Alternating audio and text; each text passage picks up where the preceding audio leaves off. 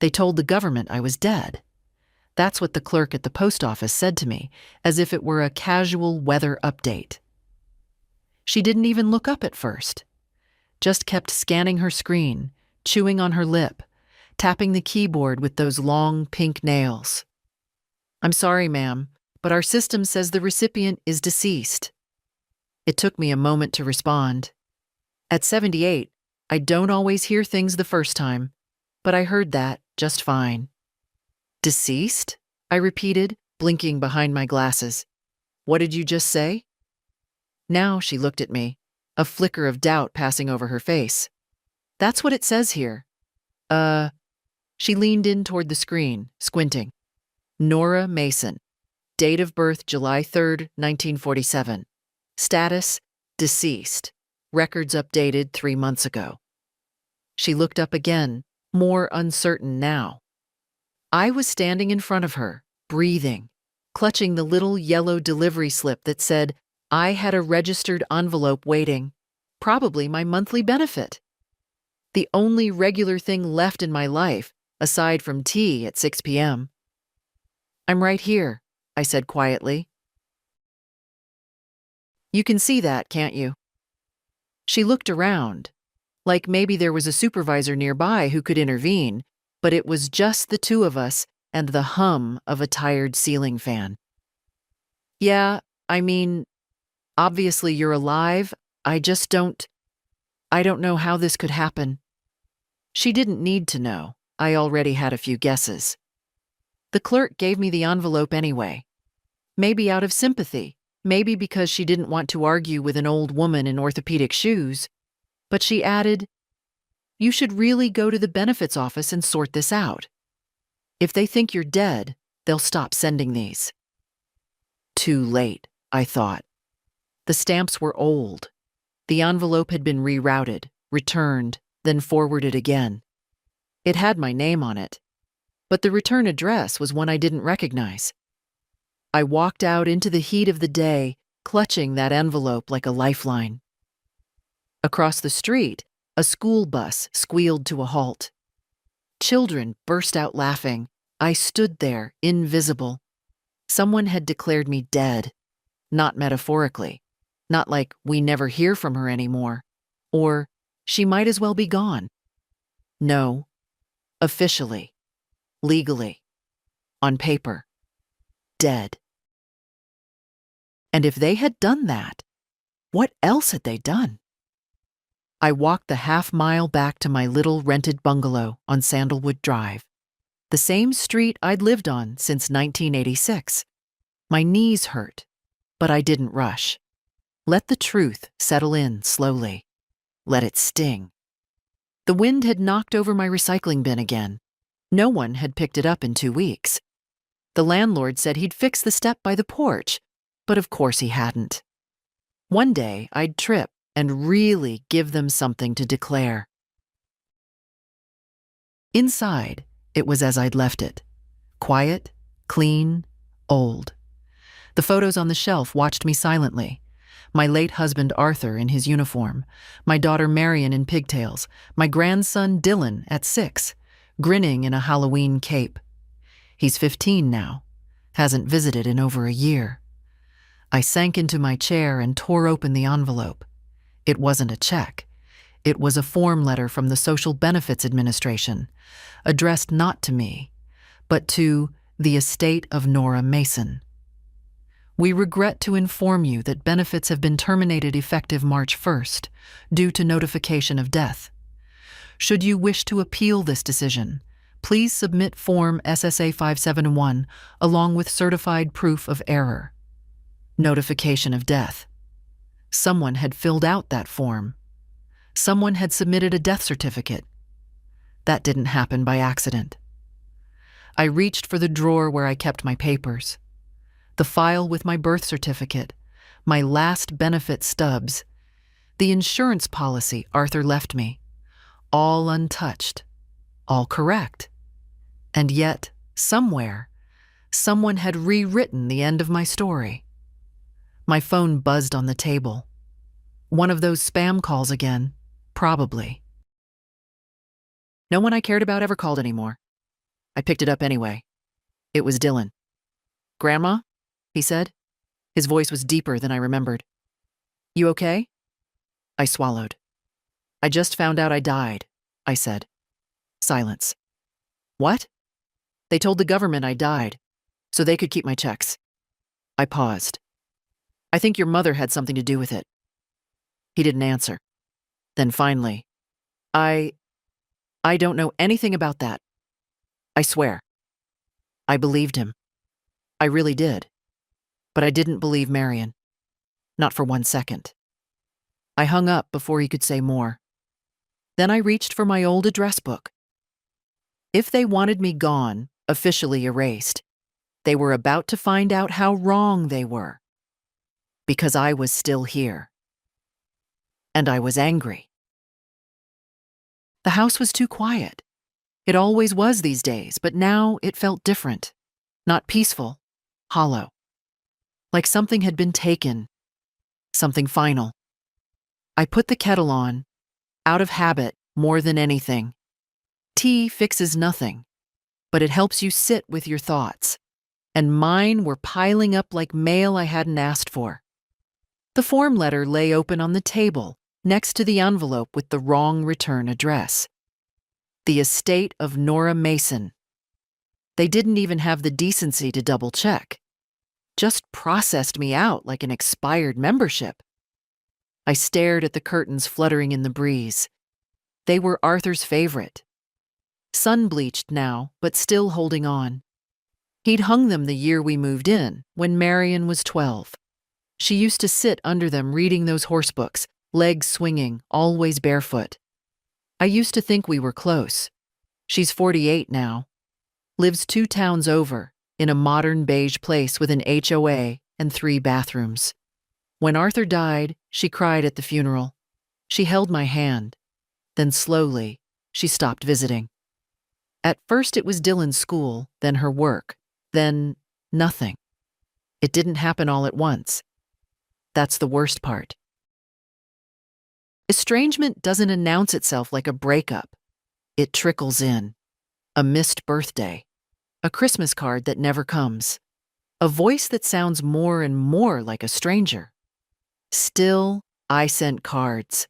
I baked Dylan's favorite lemon bars every Easter. I even wrote Marion into my will.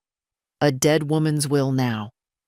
I opened the kitchen drawer, the one with the rubber bands and mystery keys, and found the little black notebook I used to track bills. I flipped past grocery lists and notes to myself until I found the section I needed. Assistance to Marion, ongoing. $800 for Dylan's braces. $4,500 toward their car when Marion said theirs gave out. $200 for school supplies, though I suspected that meant a new iPad. I never said no. Not once. Not when Arthur was alive, and not after. We didn't have much, but we had enough. And I thought, well, I thought they needed me. I thought they loved me. I thought wrong. My tea had gone cold, untouched. I poured it out and opened the back door. The garden looked tired. The weeds were winning again. That was when I saw him. Frank, my neighbor from 2 doors down, hunched over his roses. He waved. "Morning, Nora," he called. "Afternoon," I corrected gently. He chuckled. "Time's slippery these days." "Do you still do odd jobs?" I asked, stepping onto the porch. "Lawn work? Maybe something with a hammer?" He stood up, wiped his hands on his jeans. "Sure. What's wrong?" "I'm not dead," I said. Frank blinked. What?" "I need someone to come with me to the benefits office tomorrow, as a witness, just in case they don't believe I exist." "Jesus, Nora, what happened?" I told him. Not all of it. Not Marion, not the money, but enough. That someone filed false paperwork. That I'd been cut off. That I needed to prove I was still breathing. Frank's face darkened. "That's fraud," he said. "That's serious." "Tell that to the system," I muttered. They haven't even asked for proof." He nodded. "I'll drive you." "Thank you." That night, I barely slept. I kept hearing those words again. Status. Deceased. Like I was just a line item. Deleted. I sat up around 3 a.m., pulled on my robe, and walked to the little writing desk by the front window. It still smelled faintly of cedar and mothballs. I opened a fresh page in the notebook. At the top, I wrote, "Things I know for sure. I am alive. Someone is lying. I will not be erased." The wind picked up outside. A branch tapped against the glass like a finger. They thought they'd silenced me, that no one would notice, that I'd sit quietly in my little house until the paperwork became truth. But I raised a child once. I buried a husband. I built a life from scratch. And I wasn't about to let anyone, not even my own daughter, bury me before my time. The benefits office sat in a squat gray building behind the supermarket, the kind of place that looked tired even at 9 in the morning. Fluorescent lights buzzed overhead. A line of plastic chairs lined the wall, filled with people who looked like they'd been waiting for something more than just paperwork. Maybe dignity, maybe clarity, maybe hope. Frank sat beside me, reading an old fishing magazine. He hadn't asked questions on the drive over, just nodded when I told him what I needed. A quiet presence, someone with a name and an ID who could say, "Yes, I know this woman. She's not a ghost." When my number was called, B74, I stood carefully, knees stiff, and walked to the window. The clerk was young, maybe 25, with heavy eyeliner and a badge that said Chantel. "Hi there," she said, not looking up yet. "What can I help you with today?" "I need to correct a record," I said. "Someone filed a death certificate in my name, but I'm standing here, so that seems premature." Her fingers paused over the keyboard. She glanced at me, then back at the screen. "Name?" "Nora Mason, July 3rd, 1947. Clicking. Typing. A faint crease appeared between her brows. "Huh?" she said. "Okay. Yeah, it says you were declared deceased on February 18th. Certificate on file. Who submitted it?" Chantel squinted. "We don't usually have that info. Let me... Hang on." She tapped and scrolled, then turned the monitor slightly away from me. Subtle, but I noticed.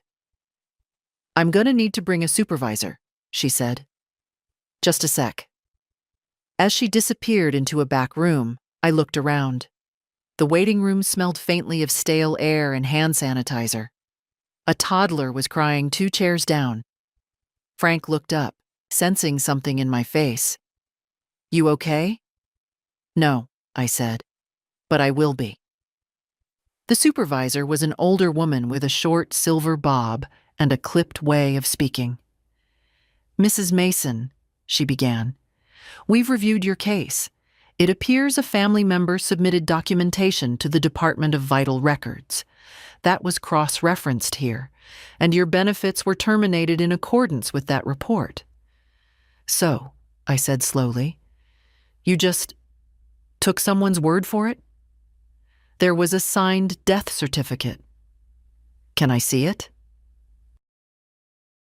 She hesitated. "It's not standard procedure to share internal documentation." "I'm not standard procedure," I said, louder than I meant to. "I'm the one they declared dead." Frank shifted in his chair. "I can vouch for her," he added. "Known her 20 years. She's very much alive." The supervisor gave him a tight nod, then looked back at me. "You'll need to fill out Form 862A, submit proof of life, government ID, utility bill, that sort of thing, and then we can initiate a review. It may take several weeks." "Meanwhile, what? No benefits?" She folded her hands. "Until the status is corrected, the account remains suspended." And the checks that did go out? Who cashed them? She hesitated. That may require a separate investigation. I knew then. She knew more than she was saying. Maybe not the full picture, but enough to be cautious. Enough to know someone had stepped across a line. I want a copy of the death certificate, I said. She sighed. You'll need to request it from Vital Records. I smiled, the kind of smile that didn't reach my eyes. Then I'll do that. Frank and I left in silence. The sky had turned overcast, heavy with the smell of coming rain. They're stonewalling, he said finally, unlocking the truck. Yes, I agreed. But I'm used to that. He glanced at me as I buckled in. What are you going to do? I looked out the window as we pulled onto the street. I'm going to find out who signed my death certificate, I said. And then I'm going to remind them what it means to be alive. At home, I sat at the kitchen table and called the Department of Vital Records. The hold music was cheerful in a way that felt offensive. When someone finally answered, I was polite but firm. I gave my name, my birthday, my old Social Security number. Then I said, I'd like a certified copy of the death certificate issued in my name. The clerk paused. Ma'am, are you the next of kin? No, I said. I'm the deceased. It arrived 3 days later in a plain manila envelope, the death certificate. I opened it with shaking hands, careful not to rip the edges. There it was. Nora Evelyn Mason, female, born July 3, 1947, died February 18, 2025. Cause of death, complications from pneumonia. I stared at the words like they belonged to someone else. I hadn't had a cold in 2 years. My last checkup was fine, blood pressure steady, cholesterol decent. If I'd died from pneumonia, I surely would have noticed. The certificate was signed, typed, but with a signature at the bottom. Informant, Marion L. Whitaker, my daughter. My own flesh and blood had signed a legal document saying I was dead, had stood in some office, lied through her teeth, and submitted it. I looked at the neat cursive below her name, the same handwriting she used to scrawl on her middle school notebooks, all loops and swirls. There was no mistaking it. I pressed the paper flat against the table and sat very still. I didn't cry, not this time. Instead, I stood, walked to the hallway closet, and pulled out the old fireproof box where Arthur kept our legal documents.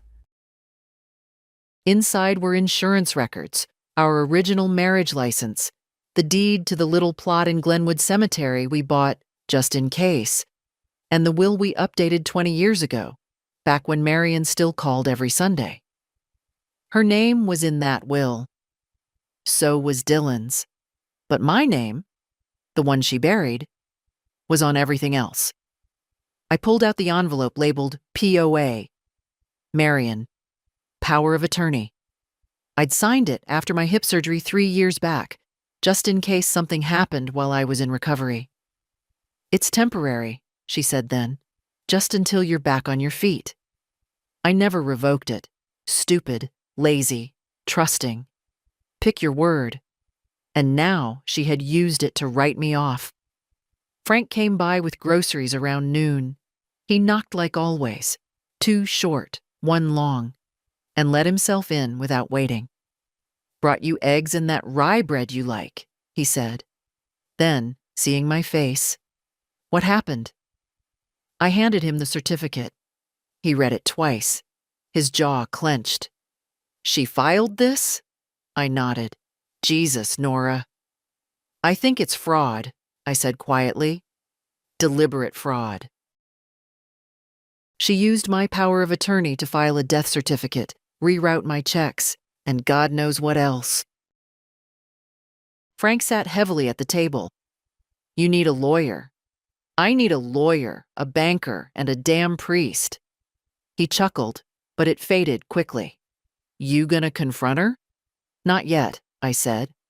First, I want to see how far she went, what she took, what she touched.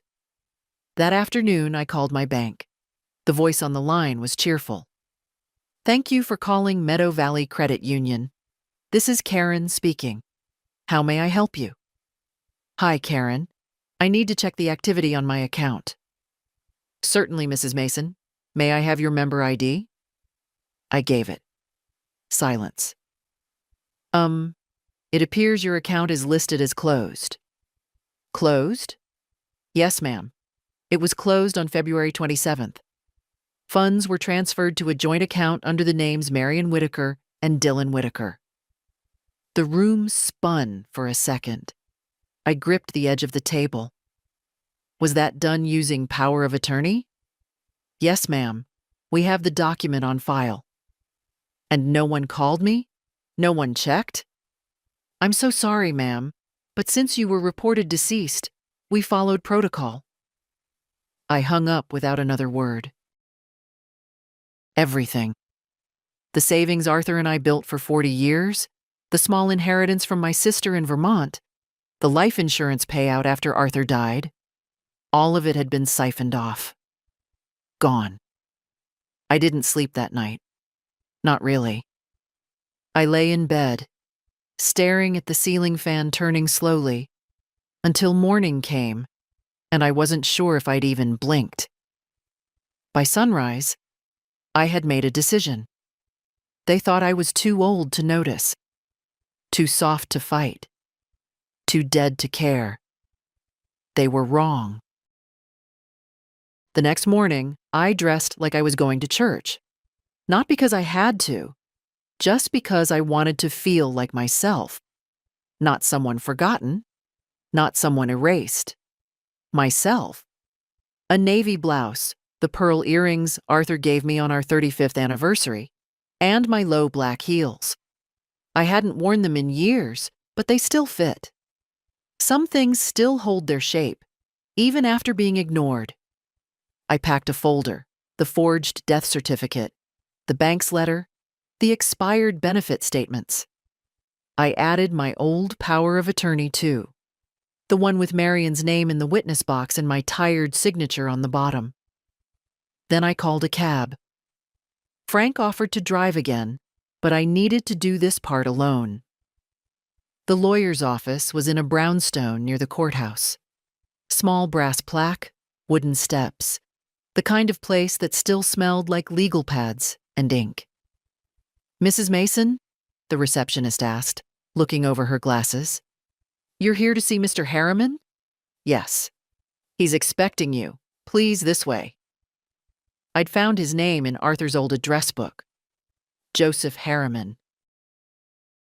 He'd handled our estate planning long ago, when Marion still lived at home and thought macaroni casserole was a fancy meal. Back then, he was new in town. Now he had white hair and the sort of calm face that doesn't flinch at bad news. He stood when I entered. Nora.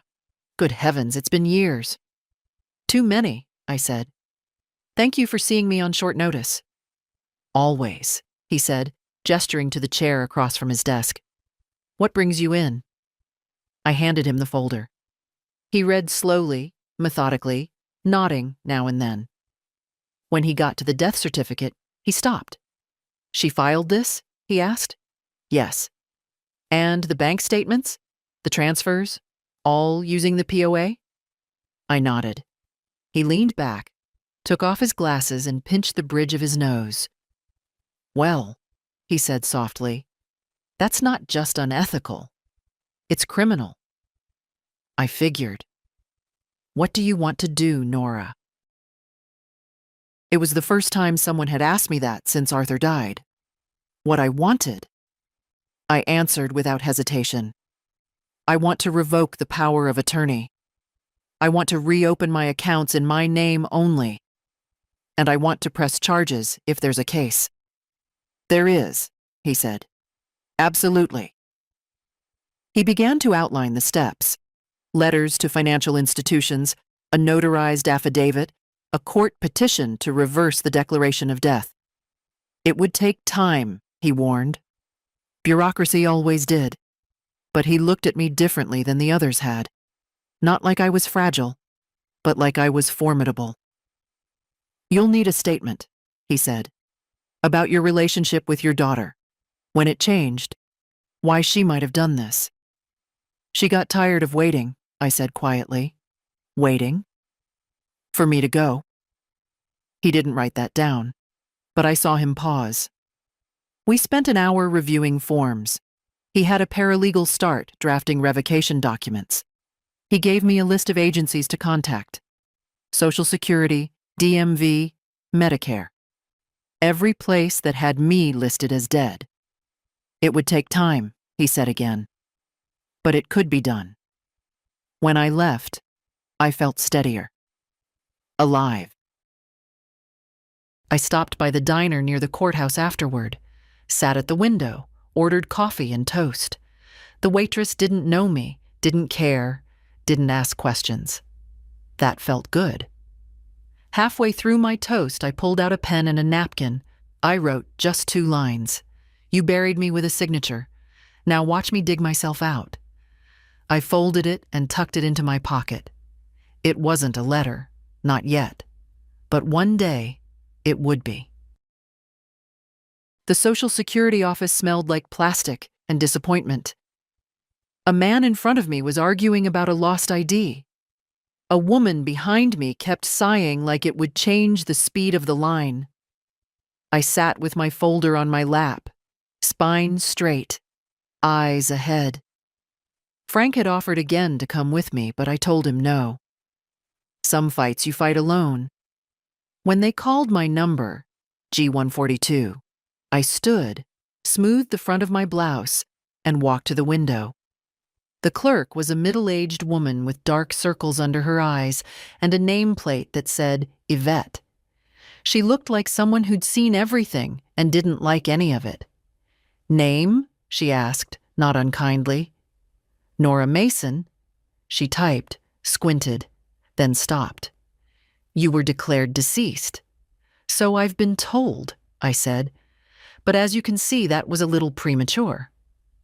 Yvette glanced up. Her expression didn't change, but something shifted behind her eyes. A flicker of sympathy, maybe, or recognition. Like she'd heard worse, but not by much. "You got ID?" I handed her my license, utility bill, a notarized affidavit from Mr. Harriman declaring I was legally and physically alive, and a fresh photograph just to be thorough. She examined them one by one, then turned to her screen. "You understand this might take time?" "Yes." "And you might not get back pay for the months marked deceased. Not without an appeal." "I'm appealing everything," I said. She nodded slowly. "I'll escalate this. You'll get a letter in 10 to 14 business days confirming the case is under review." "What about my status?" She clicked a few more times. "I'm updating the system now, but other agencies pull from this database. Might take a while to filter through." "I can wait," I said. "I've waited this long." When I left the building, it had started to drizzle. The streets were slick and quiet. I walked to the bus stop, sat on the damp bench, and stared at nothing for a long time. The rain made everything smell like metal and old dirt. At home, there was a message on my machine, a voice I hadn't heard in months. "Hi, Mom. It's Marion." She didn't sound like herself. She sounded cautious. Flat. I think we should talk. I'm not sure what's going on, but I heard from the bank. Some things changed. Just call me, okay?" She didn't say, "I miss you." She didn't say, "I'm sorry." Just, things changed. I didn't call her back. Instead, I poured myself a cup of tea and walked around the house, turning on every light. Then I sat at the kitchen table with the envelope of bank statements I'd requested last week. There it was. My money. Or what used to be mine. Mortgage payments on our house. A tuition payment labeled D.W. Whitaker. Spa charges, restaurant bills, a weekend rental on the coast. Over $48,000 moved from my accounts in 3 months, all under the guise of grief. They didn't just pretend I was gone, they celebrated it. I stared at the line item for a luxury bedding store, one $379s. For sheets. I hadn't spent that much on a mattress in my life. When Dylan was little, he once cried because he thought I'd gone missing in the grocery store. I found him sobbing near the canned goods, his little fists clenched, calling my name. I wonder now what he'd do if I truly disappeared. If the lies had worked. Would he have cried? Or would he have just gone shopping? I folded the statements back into the envelope and placed it beside my tea. This wasn't over. They hadn't just robbed me. They'd rewritten me. And now I was writing myself back in. The hardest part wasn't proving I was alive. It was proving I used to matter. Banks and agencies have rules, systems, forms. But people? People forget. They move on. They build new stories where you no longer appear.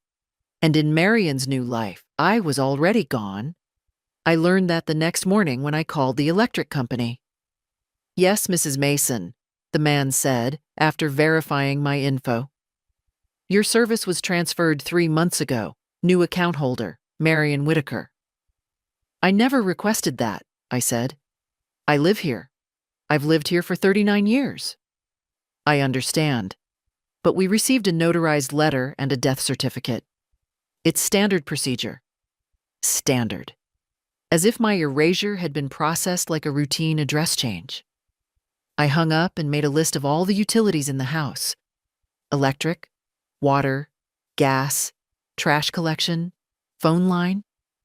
All of them were now in Marion's name, quietly shifted under the same justification: deceased.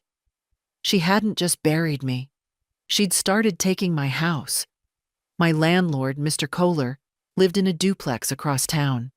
We hadn't spoken in years. I mailed checks, he cashed them, and that was it. But now I needed answers. He was surprised to see me. "Mrs. Mason," he exclaimed.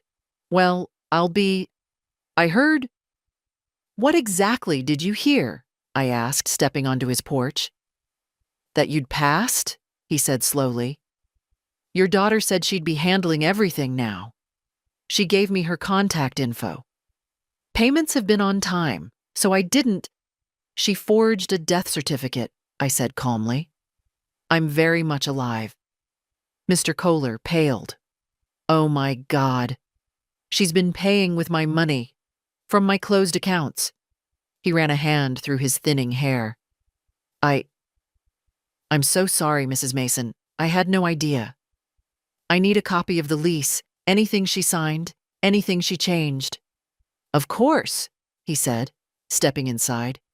"Come in, please." The documents showed Marion had submitted a request to convert the lease into her name, citing death of the original tenant as the reason. There was a typed letter. Polite, efficient, distant. I read it once, then again. There was a line that caught in my throat. "We'll be clearing the house by summer." Clearing it, as if it were a storage unit, or an old attic, or a tomb. I thanked Mr. Kohler and told him not to speak to her again until my lawyer contacted him. He nodded quickly, clearly shaken. He offered a ride home. I declined. I needed the walk. On the way, I passed a florist. Not Marion's usual place. This one was run by a woman named Lucy, who'd once hired Dylan for a summer job when he was 15. I hadn't seen her in years. "Mrs. Mason?" she said, stepping out from behind the counter. "I get that a lot," I said. "Apparently I've been busy haunting people." She looked at me for a long moment. Then she stepped forward and hugged me. It wasn't much, just a few seconds. but it was the first real contact I'd had in weeks. "You want some tea?" she asked. I nodded. We sat in the little back room of the shop, surrounded by buckets of roses and carnations, and I told her everything. Not the legal parts, not the bank forms or the court filings, just the plain truth. My daughter had pretended I was dead, taken everything, left me alone in the shell of my life. "I'm so sorry," Lucy said. "I remember when Marion used to bring Dylan in here. She always seemed ambitious, polished. But cold? She wasn't always like that," I said softly. "She used to braid my hair when I was sick. She used to cry when I cried. So what changed?" I stared into my tea. She got used to me being small. Lucy didn't reply. She just reached over and squeezed my hand. That night, I stood in my living room and looked at everything Marion had planned to clear. The armchair with the worn cushion where Arthur used to nap. The bookshelf with his favorite mystery novels. The framed cross-stitch from my sister's last Christmas. They weren't things. They were proof. Proof that I had lived, and I wasn't going to let anyone sweep that away. Joseph Harriman's office smelled like lemon polish and determination. He looked up from his desk when I walked in, already setting aside a folder. "I was just about to call you," he said. "There's progress." He gestured for me to sit, and I did, carefully setting my own growing folder beside me. "I've submitted the revocation of the power of attorney," he said. "We also filed a motion with the probate court to reverse the legal presumption of death. Normally, that takes months, but given the evidence, they've agreed to expedite." He tapped the folder. "Your identity, Nora, will be legally reinstated within 10 business days." It should have felt like a victory. Instead, I felt tired. "All right," I said. "What happens after?" "Well, we notify the bank, the landlord, the benefits office. They'll all be obligated to update their records, and we can begin pressing charges." He hesitated. "Have you decided how far you want to go?" I looked at him. His face was kind, patient, but behind it was the same question everyone had danced around. "Do you really want to do this to your own daughter?" "I want it on record," I said. "I want them to know it wasn't just a mistake. I want the law to recognize it for what it is: fraud, exploitation, theft." He nodded. "Then we'll proceed." "I also want to change my will." His eyebrows rose. "Understood." I pulled out a new sheet of paper. "My assets, what's left of them, go to no one who declared me dead. Marion is out. So is Dylan." He blinked. "Dylan, too?" I paused. Then I shook my head. No, not yet. He's still a boy in this. I don't know if he knew. But if I learn he did, he's out too. I'll draft a conditional clause." I nodded. There was something final about those words. As if I'd just stepped through a door I couldn't walk back through. And maybe I had. After I left Harriman's office, I walked to the library. I hadn't been in a long time, but the card still worked. The woman behind the counter, Marcy, who used to run the Tuesday knitting circle, recognized me. "Mrs. Mason, my God, we heard." "I know what you heard." She leaned forward. "So you're very much here, and not in the mood to be whispered about." She blushed, looked chastised. "Of course." "Can I help you find something?" I thought for a moment. Then I said, "I need books on elder fraud, identity recovery, and criminal misuse of power of attorney." She didn't ask more questions after that. I left with 4 thick books, a renewed sense of direction, and a fire in my chest I hadn't felt in years. When I got home, there was a voicemail from Dylan. Grandma, hey, uh, Mom's kind of freaking out. Said there's been some banking issues. She told me not to call you, but I don't know. This whole thing feels weird. Just, if you're okay, can you let me know? It was the first time I heard doubt in his voice. I didn't call him back. Not yet. But I saved the message. Then I opened one of the library books and started reading. The introduction was simple. Most elder financial abuse is committed by family members. They count on silence. They count on shame. They count on you doing nothing. They'd made the wrong bet with me. The courthouse was colder than I remembered. Or maybe I was just older now. Either way, the chill followed me into the hearing room. A plain space with beige walls, plastic chairs, and a worn wooden table where truths were supposed to be sorted from lies. Joseph Harriman sat beside me, calm as ever. He had prepared everything: documentation, statements, copies of every fraudulent action Marion had taken in my name. On the other side of the room sat a woman from the county registrar's office, representing the state. She wasn't the enemy.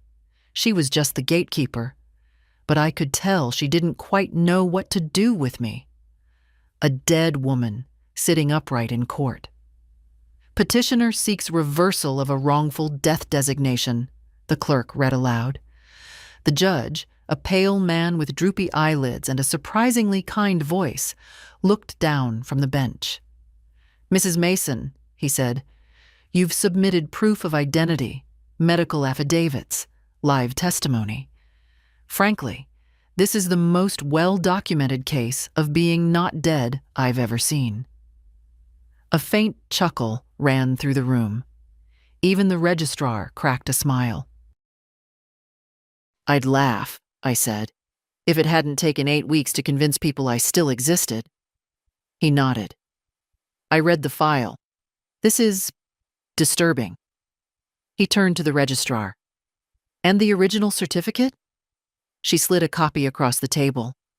"Filed February 18th by the informant, Marion Whitaker, under the authority of power of attorney." "Which is now revoked," Harriman added. The judge studied the paper for a moment, then looked at me again. "Do you wish to make a statement, Mrs. Mason?" I stood.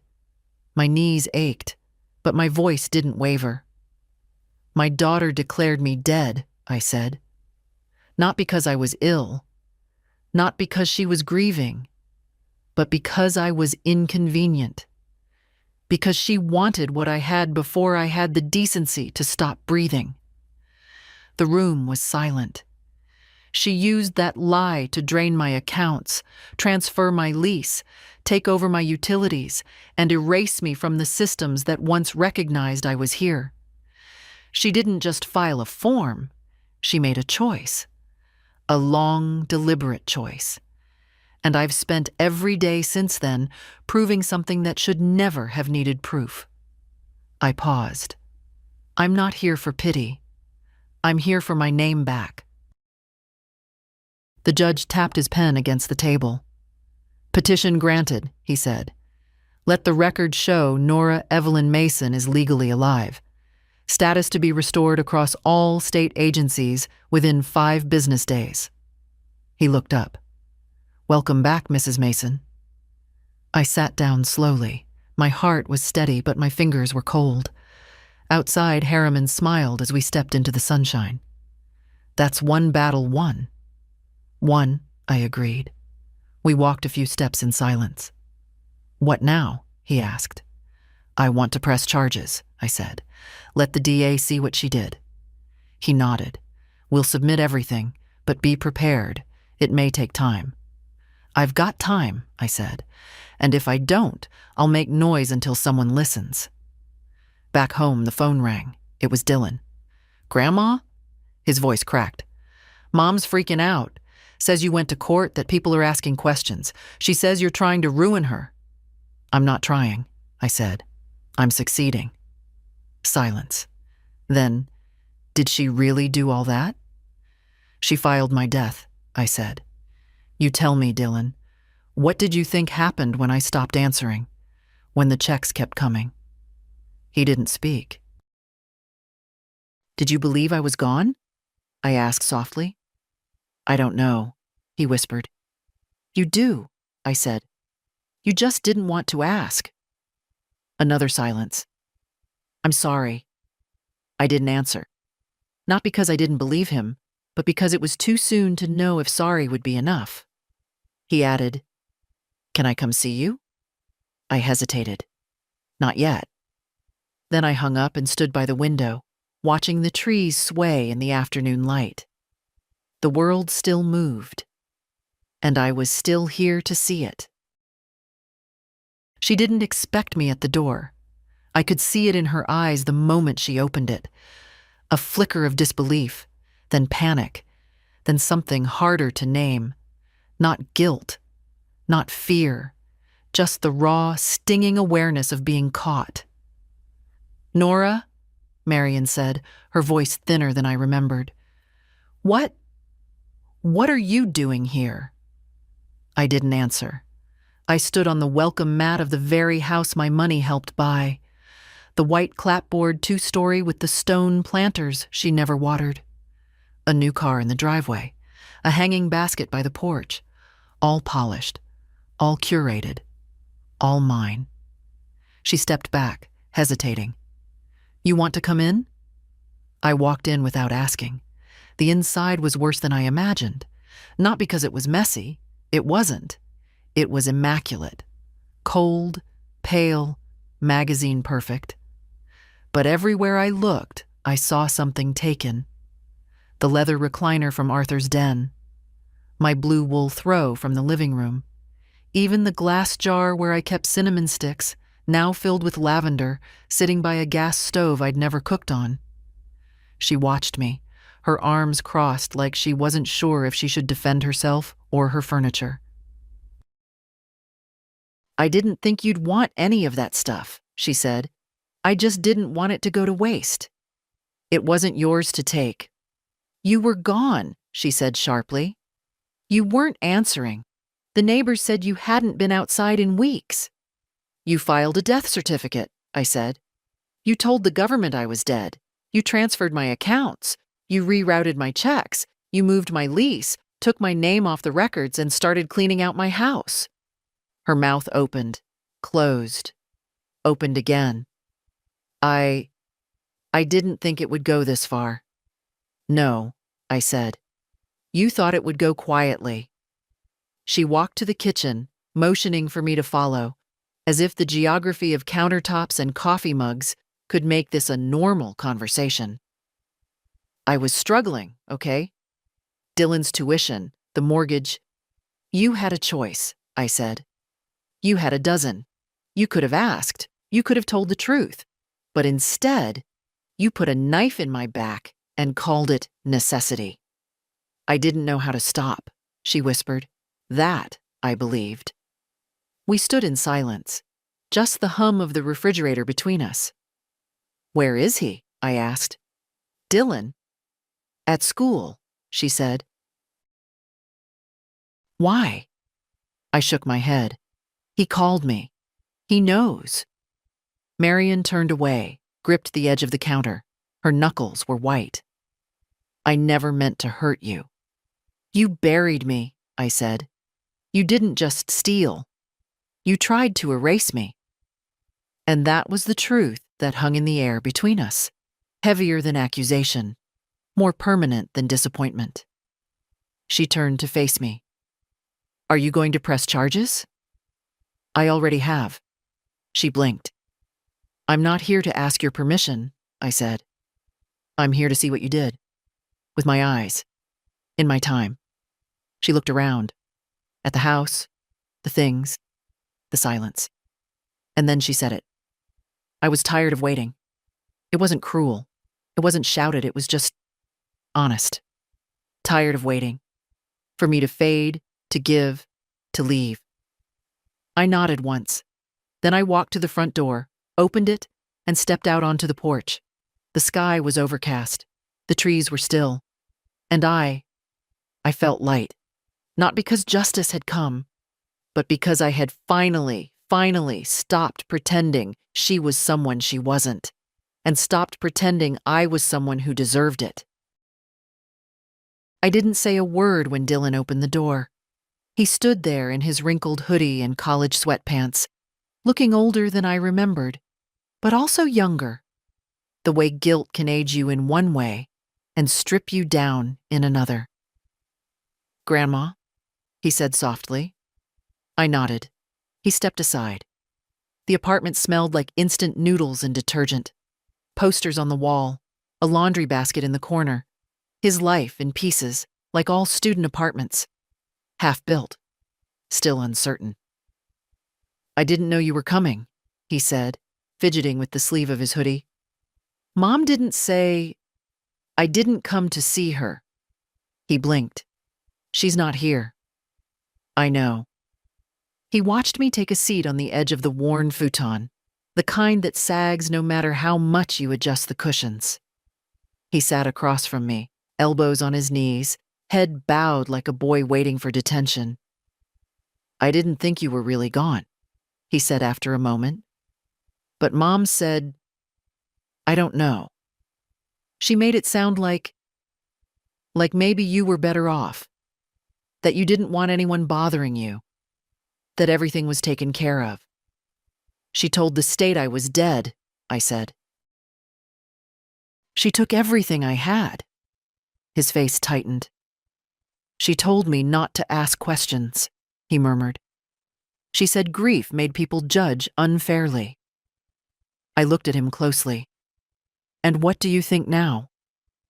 He met my eyes. "I think I should have come to your house. I think I should have knocked on your door, no matter what she said." I didn't nod. I didn't forgive him. But I listened. He pulled something from his backpack, a small box wrapped in brown paper. I went by your house a few weeks ago," he said. "I didn't knock. I just left this on the porch. Thought maybe you'd see it." I opened it slowly. Inside was a tiny ceramic frog, chipped, painted unevenly.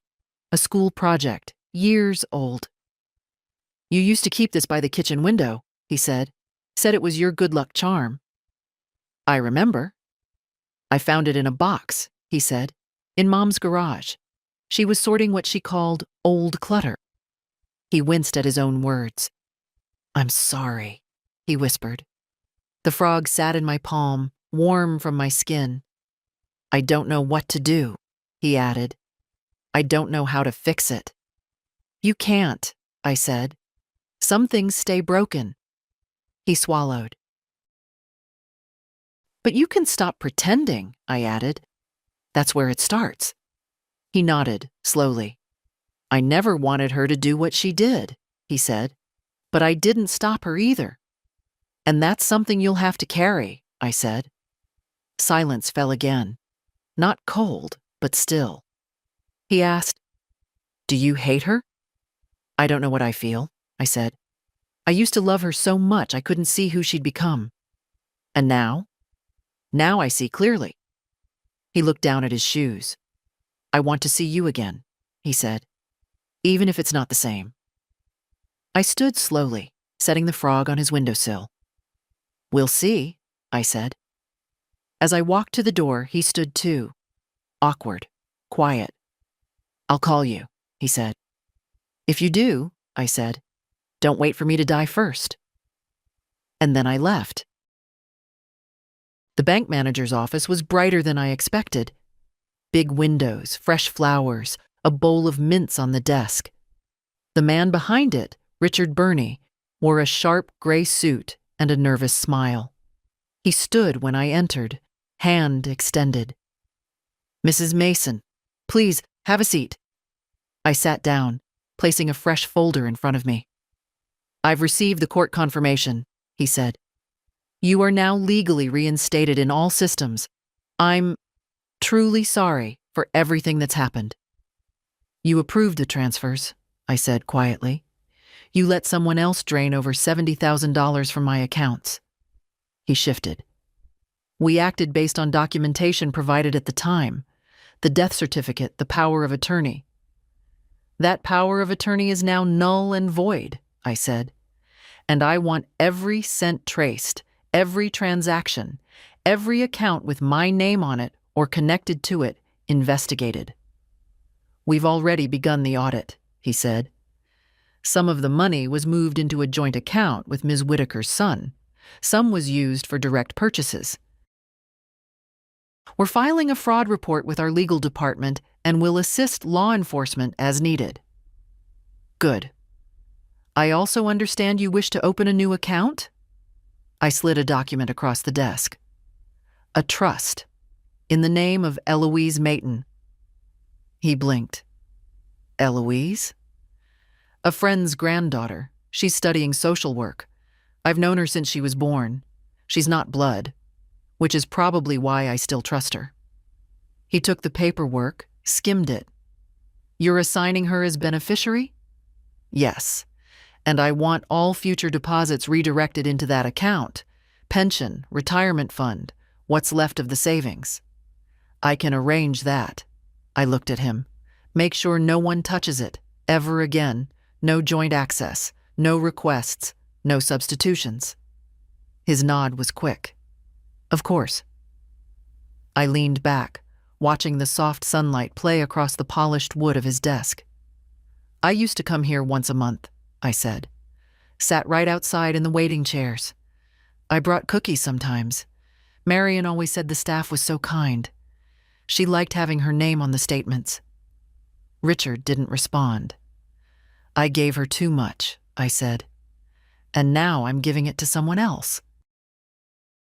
Not because they asked, but because they never tried to take.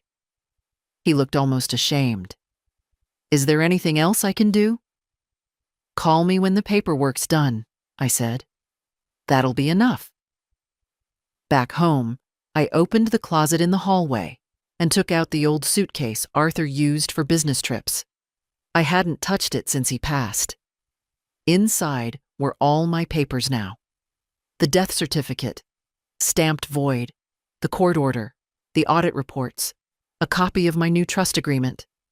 And on top, I placed the photo of Arthur and me from our 30th anniversary. The one where we're dancing in the backyard, barefoot on the grass. It wasn't a war chest, but it was proof. Proof I had fought. That night, I slept without locking the door. Not because I was careless, but because for the first time in a long time, I wasn't afraid someone would walk in and take what was mine. There wasn't much left, but what remained was truly mine again. It was Frank who brought me the newspaper. He didn't knock, just came in like he always did, holding the folded pages like they were hot to the touch. You need to see this, he said. I was in the kitchen, slicing pears. The knife paused midair. He laid the paper on the table, front page up. Local woman declared dead.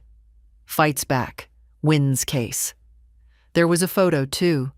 A small one, grainy, me, stepping out of the courthouse last week, eyes squinting at the sun, my cardigan catching in the wind. I read the first lines aloud. Nora Mason, 78, was legally declared dead earlier this year by her own daughter. Now she's alive and demanding justice. Frank sat down across from me. They interviewed someone at the courthouse, he said. A clerk, maybe. Didn't name you directly for quotes, but the story's clear enough. I kept reading. The case has drawn attention to a growing issue nationwide: financial exploitation of seniors by family members. Mason, a retired librarian, had her benefits terminated, bank accounts emptied, and home threatened, all based on a falsified death certificate submitted by her daughter, Marion Whitaker, under power of attorney. They thought I was gone, Mason said in court. But I was just quiet. There's a difference. I hadn't said those words, not quite like that. But I recognized the truth in them. They're asking for comment, Frank said. From you. I won't give it. You sure? I didn't do this to be in print. He nodded, but I couldn't deny what stirred in me, reading those lines. Not pride, not triumph. Something quieter, like being seen after standing in the shadows too long. The phone rang.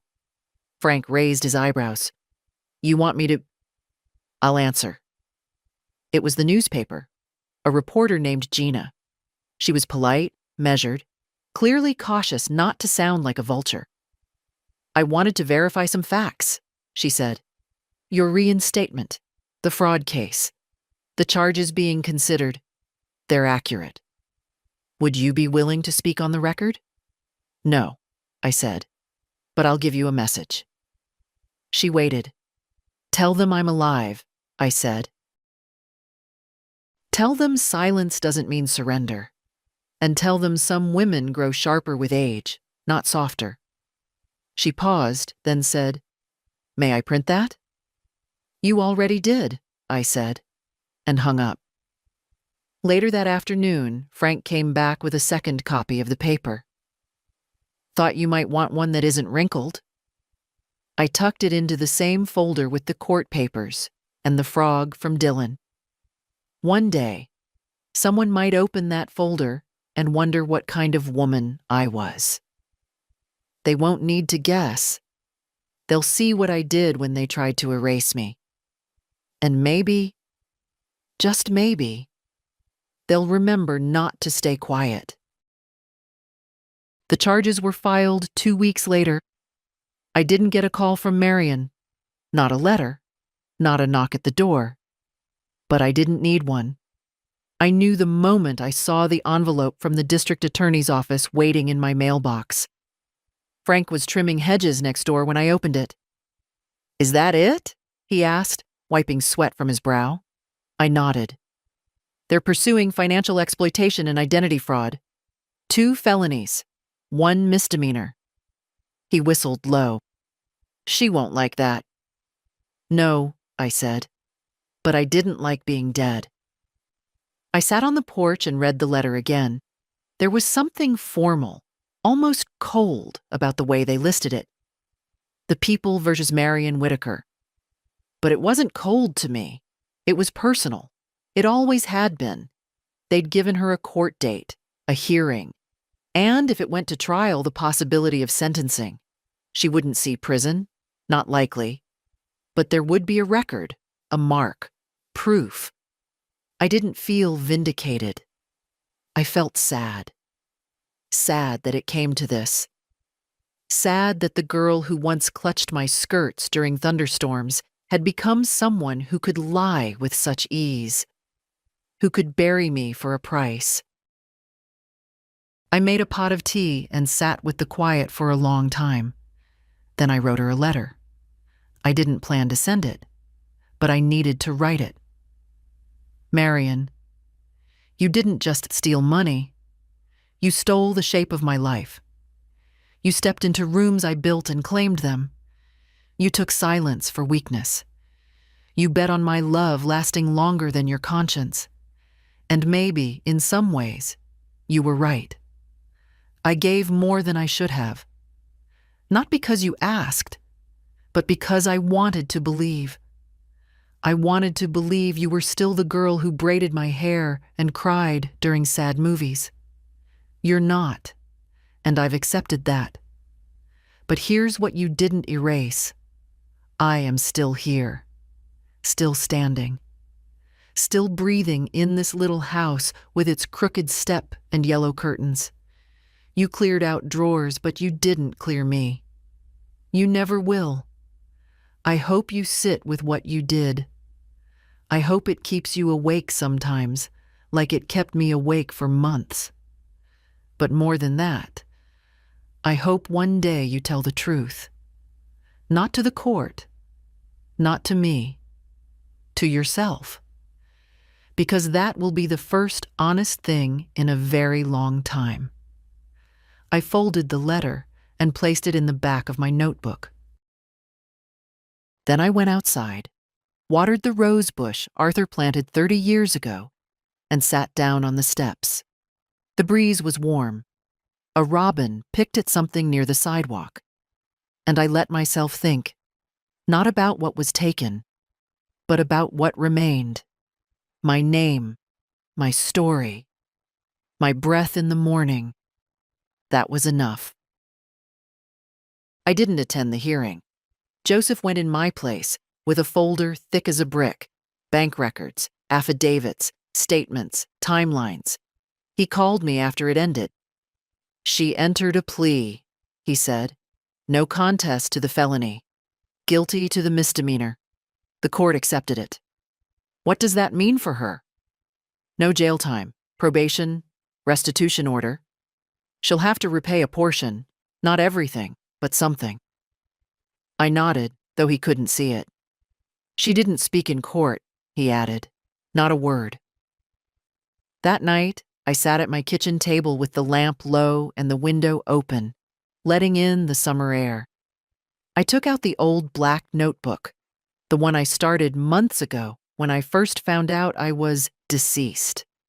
The page titled, Things I Know for Sure, was still there. I am alive. Someone is lying. I will not be erased. I added a fourth line. They were wrong about me. They thought I wouldn't fight. That age softened your spine. That love could be used like rope, to tie someone down, then walk away with their things. But I've learned this. Quiet is not the same as weak. Stillness is not surrender. The next morning, I took the bus into town. I walked to the post office where it all began, the place where a young clerk had looked at a screen and told me I was dead. She was there again. She looked up and blinked. "Oh," she said. "It's you." I smiled. "It is." She flushed. I heard what happened. I'm so sorry. I didn't know. You were just doing your job," I said. "It wasn't your fault." She paused. "You look different. I feel different." Before I left, I mailed a single letter, not to Marion, not to the court, to myself. It was the letter I'd written months ago, folded and sealed now, with the words, "Keep this written in my own hand." Sometimes we forget how far we've come, and sometimes we need a reminder, a breadcrumb back to ourselves. On the way home, I passed by Lucy's flower shop. She saw me through the window and waved me in. "You made the paper again," she said, handing me a clipping. It was a short column, not scandal, just commentary. Elder fraud is real, but so is resilience. My name wasn't even in it. Still, I smiled. "I keep thinking about everything you've been through," she said. "And you're still here, still upright. Still in one piece." "Not the same piece," I said. "But yes, still here." As I was leaving, she stopped me.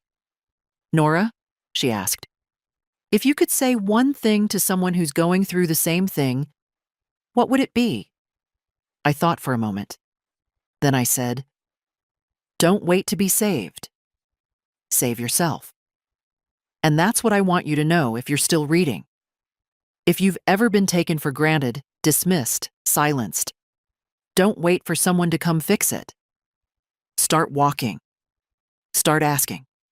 Start writing things down.